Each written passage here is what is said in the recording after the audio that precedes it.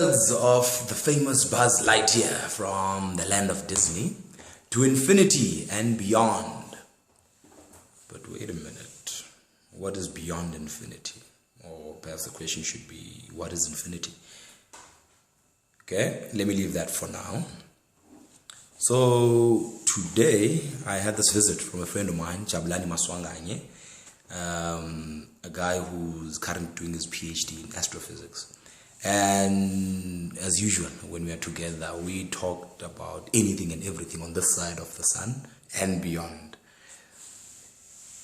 The thing that I like most about Jabulani is that he's very open-minded.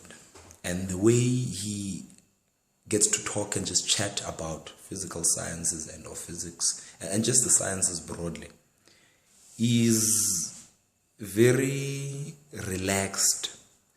He's not rigid.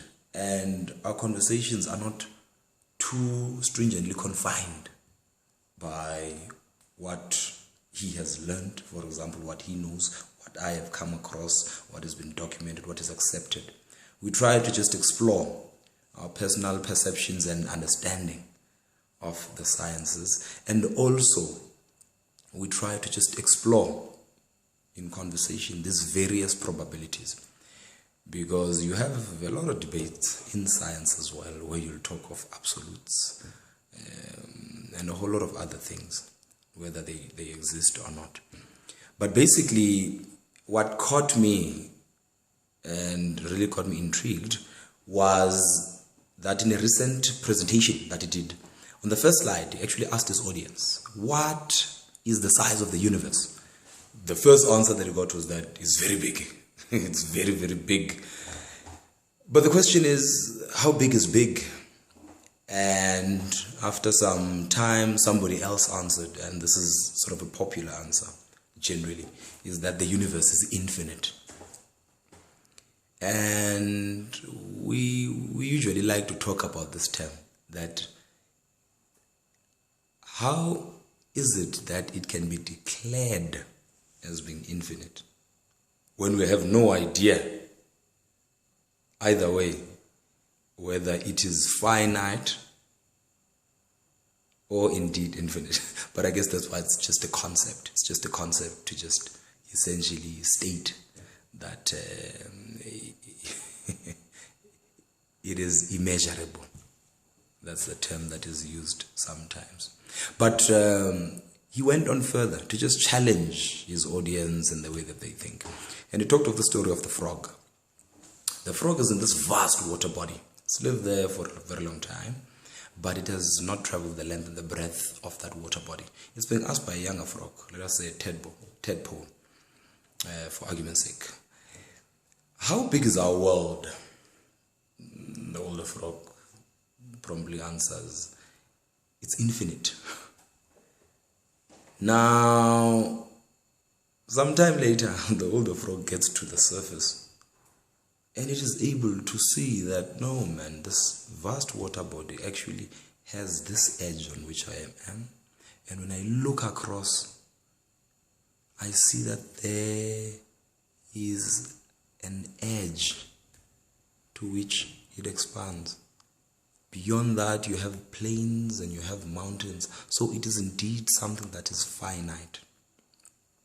So just personally, we were thinking that perhaps we should not even be using the term infinite, because it is a declaration that this thing is without boundary, is without limit. And yet indeed, when we talk scientifically, we talk of the observable universe. We talk of what we've seen.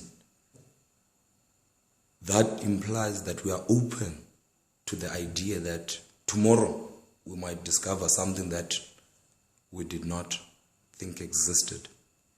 Up until perhaps we get to a point where you get a boundary. But yeah, that's just things that we're just pondering. The next thing I'd like to mention is that we also talked about this brilliant person. And I say brilliant because of the way he articulates himself. Richard Feynman. I watched some videos as well of his. And he makes science so exciting and he explains it in a very simple way. I I personally believe he's a science communication guru who perhaps never knew that in his lifetime. Anyway, Feynman, in some of his documents and interviews and all these things, he talks of this connection between physics and mathematics. It takes me back to when I was in high school. People were always talking about how important mathematics is. And I used to ask people, what is the significance of mathematics? And at the time, I did not even know that you could do mathematics at university, person having a degree in mathematics. And the answer that I always got was, it trains the mind to think. It sharpens the person, it sharpens the mind. But Feynman explains it in such a nice way that if you have physics or physical science and you regard it as nature, then mathematics is the tool